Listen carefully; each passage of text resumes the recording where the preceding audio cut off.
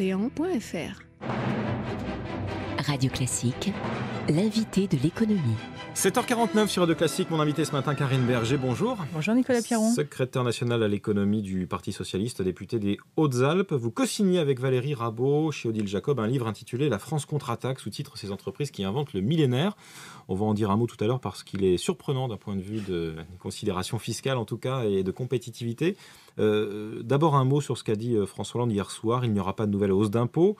En dehors de la TVA et du plafonnement du quotient familial notamment, est-ce que le message n'est quand même pas un peu brouillé pour les Français qui vont écouter ? Je pense que le message est très clair, au contraire. J'ai vraiment eu l'impression d'avoir le commandant en chef en face de moi dans le poste hier soir, c'est-à-dire quelqu'un qui a décidé que maintenant le moment était venu de faire en sorte que le pouvoir d'achat des Français soit préservé et que ça passe d'abord par la bataille pour l'emploi et après par la stabilisation fiscale. Donc le message est très clair. Il y avait probablement eu brouille avant sur un certain nombre, on va dire, de messages un peu contradictoires depuis le printemps, mais je crois que François Hollande a remis tout au clair. Bon, ça c'était les éléments de langage. Maintenant, ce que vous avez vraiment pensé de François Hollande hier soir ? Non, on a quand même. Non, je l'ai vraiment trouvé. Je l'ai trouvé sûr de lui. Je l'ai trouvé prêt à démontrer qu'il avait raison sur la bataille qu'il a lancée contre le chômage il y a un an. Et je l'ai trouvé aussi à l'écoute de la problématique politique et économique qui est maintenant de faire en sorte qu'on sorte de la crise sans dégâts sociaux. Il nous annonce quand même une décote d'impôts qui profitera notamment aux salariés qui ont subi les conséquences de la refiscalisation des heures supplémentaires. Est-ce que c'est pas un peu alambiqué au fond ? Pourquoi ne pas avoir maintenu cette défiscalisation des heures supplémentaires ? Ah non. D'abord, première chose, il a quand même très très clairement dit que la défiscalisation des heures supplémentaires avait coûté des milliers d'emplois. C'est ce qui s'est passé, c'est-à-dire que quand on parle aux agences de Pôle emploi, ils nous disent tous qu'il y avait eu substitution très forte des travaux d'intérim par des heures supplémentaires.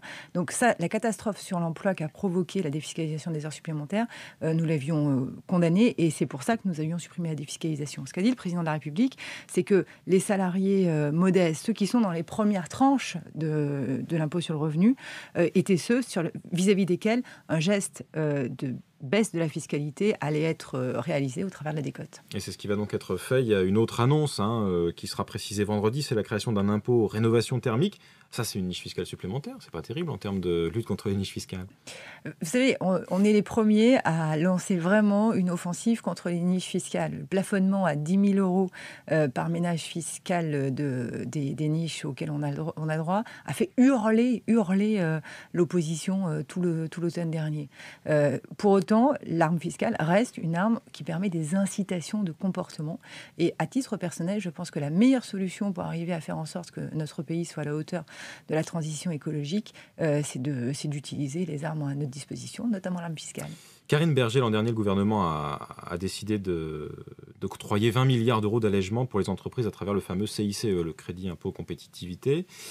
Dans votre livre, La France contre-attaque, vous expliquez qu'on se focalise beaucoup trop sur le coût du travail pour cette problématique de la compétitivité en France. C'est-à-dire que toute la stratégie fiscale du gouvernement est à côté de la plaque aujourd'hui ?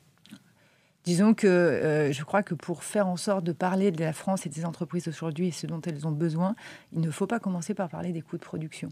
Parce que ce n'est pas le sujet clé. Le sujet clé, c'est l'investissement productif. Qu'est-ce qu'on fait pour permettre aux PME, aux ETI, parce que c'est rarement les grands groupes, c'est ce qu'on développe avec Valérie Rabault dans notre livre, d'investir et d'investir pour demain, c'est-à-dire d'investir, de prendre des risques. Comment on fait pour éviter que le capitalisme actuel ne sombre dans une sorte de maximisation court-termiste de la finance et continue de s'intéresser au vrai capital, c'est-à-dire à celui qui fait de l'investissement et de l'emploi.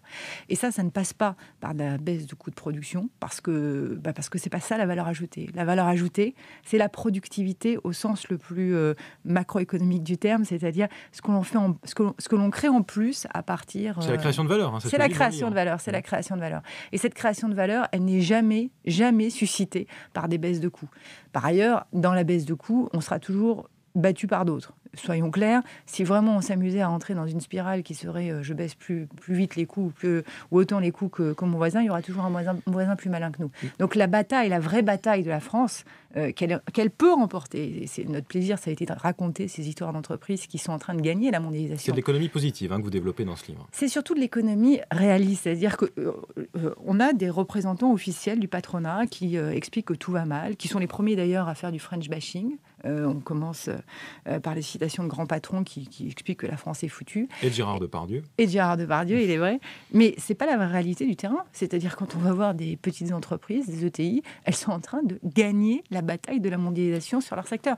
Donc on a voulu parler d'elles et de savoir comment elles faisaient. Et je peux vous assurer qu'elles ne nous demandent pas, elles, de baisser leur coût de production. Ce qu'elles nous demandent, c'est la simplification, c'est de les aider à l'exportation, c'est-à-dire de les aider à attaquer la mondialisation, c'est de les aider aussi à prendre des risques, ce que les banques, par exemple, refusent de faire auprès des PME. Vous parlez de la mondialisation, Karine Berger. De manière surprenante, vous critiquez très sévèrement les partisans de ce qu'on a appelé la démondialisation, titre d'un livre d'Arnaud Montebourg.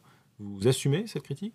On assume totalement, on ne l'aurait pas écrit sinon, la critique de la démondialisation, parce que l'enjeu de la mondialisation est un enjeu politique majeur. C'est la capacité que notre pays a d'exister, d'affirmer sa spécificité, ses choix sociaux et économiques. Elle a très mauvaise presse en France, vous le savez, la mondialisation. Elle est le bouc émissaire de tous nos maux. Mais parce que, à force de répéter qu'on était foutus à cause de la mondialisation, il est vrai qu'il y a de quoi finir par en douter. Ce qu'on veut dire, nous, c'est que la meilleure façon pour la France d'exister dans la mondialisation, c'est tout simplement de gagner la bataille. Et contrairement à ce que nous rabâche une partie des élites, qui, encore une fois, sont souvent des élites économiques, ça me pose un vrai problème, on est tout à fait en mesure, nous avons tout à fait les moyens, si nous menons les bons choix politiques, de remporter beaucoup de batailles. Et la France a par ailleurs plutôt profité de la mondialisation, ce qui est un discours plutôt rare dans la bouche de quelqu'un de gauche. Alors, on met en valeur différentes choses, notamment le fait que le bilan vu au travers simplement de la balance commerciale, quand on compare avec l'Allemagne, n'est pas intéressant. C'est-à-dire que ce qui compte, au final, c'est la croissance économique. Les balances commerciales, c'est un outil. Ce n'est pas le cœur du sujet. Or, quand on regarde la croissance économique de la France au regard notamment de l'Allemagne, mais d'autres pays européens, on s'aperçoit que notre pays s'en est pas si mal sorti depuis 10 ans. Donc tout va bien pour la France ? Tout ne va pas bien. On a des choix très lourds. On a 3 chapitres entiers de propositions, notamment faire en sorte d'avoir une politique publique qui s'occupe enfin des PME et pas des grands groupes. On en est très très loin. On a encore une grosse partie de la politique publique, des aides publiques, qui est captée par des grands groupes multinationaux qui ont plutôt intérêt, l'utilisent plutôt pour de la redistribution aux actionnaires. Donc on a une politique publique à remettre totalement à plat à l'exportation, dans les relations avec l'administration des petites entreprises.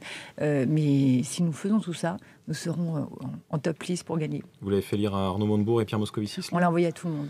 Bon, on attend leur réaction. Merci beaucoup, Karine Berger. Je rappelle le titre du livre, coécrit avec Valérie Rabault, La France contre-attaque, ces entreprises qui hantent le millénaire, et c'est publié chez Odile Jacob. Merci d'avoir été ce matin l'invité de l'économie de Radio Classique.